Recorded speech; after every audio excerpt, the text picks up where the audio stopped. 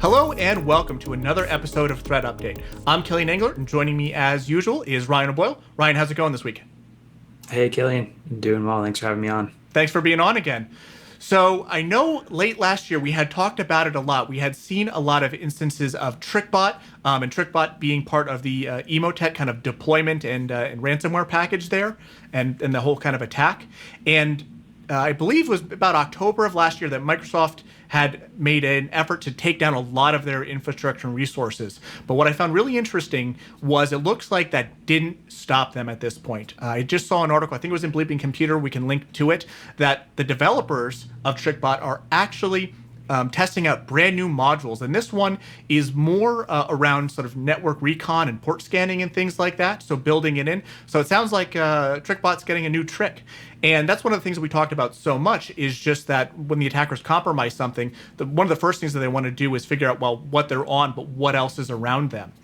In terms of your investigations, are you seeing Trickbot anymore? Is that still something that comes up? Or in terms of the recon, is that something that you typically find with customers at this point too? Yes, definitely. I wouldn't say seeing it as much as we were in the past, but we might start to see this come back up again. And for us, one of the biggest ways that we detect pieces of malware like this is through the actual recon itself. Right. When we start seeing these, abnormal queries or abnormal access requests coming from a device, especially like an end user workstation, that tends to be a pretty big red flag pretty quickly. Sure. Yeah, that makes a lot of sense. In terms of kind of going through that, from what you've been seeing recently in the field, do you have anything you can share from those investigations in terms of like picking that up or helping people identify that or stuff like that? Definitely. I mean, speaking of port scanning, while it's not necessarily entirely tied to Trickbot, Sure. We're seeing a lot of brute force attacks again, and a lot of it coming from externally facing ports. A lot of times RDP, which is open, unknown to the organization. It's interesting. We probably had 3 or 4 investigations over the course of the last week or so, where we had an end user who was at home, hardwired directly into their network, their home network, of course.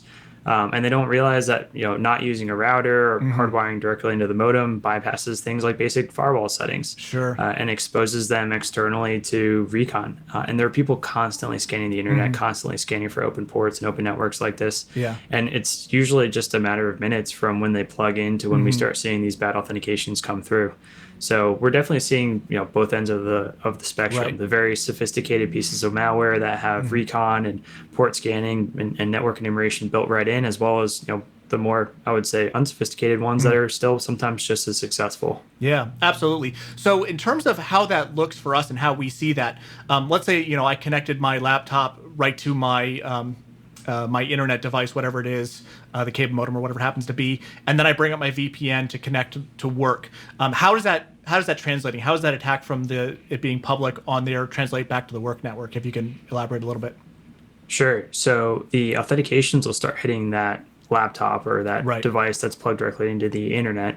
And if you have something like a split tunnel VPN setup, which many organizations are using today, especially as people are working from home, those authentications will actually be passed back to the domain controllers. Okay. And that's where Varonis sees it. So we're monitoring the domain, we're monitoring the authentication activity. And oftentimes, if this is something like plugged in directly to the modem, we might have RDP port 3389 open externally, and we'll start seeing these NTLM authentications hit the domain controller.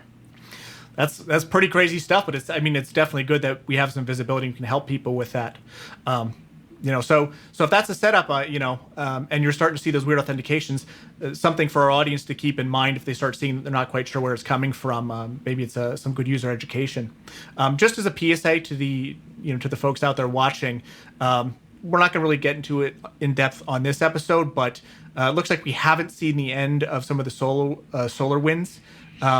Things going on. I just read an article that some additional federal agencies had some compromises separate than the Sunburst one. So if you haven't patched that, I believe SolarWinds released a whole bunch of new patches, probably really advisable. Multiple organizations are taking advantage of that. I believe they suspect it was China this time, and some nation state sponsored attackers there. So PSA, if you're running that, it's out there. We can link to that as well too.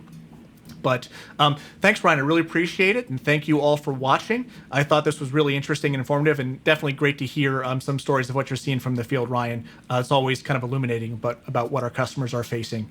So thank you all for watching. If you enjoyed it, please consider subscribing to the channel and throw us a comment. Ryan and I always read and appreciate those. And thanks for spending time with us. And Ryan, thank you, of course. Take care. Yep. Thanks, Kilian.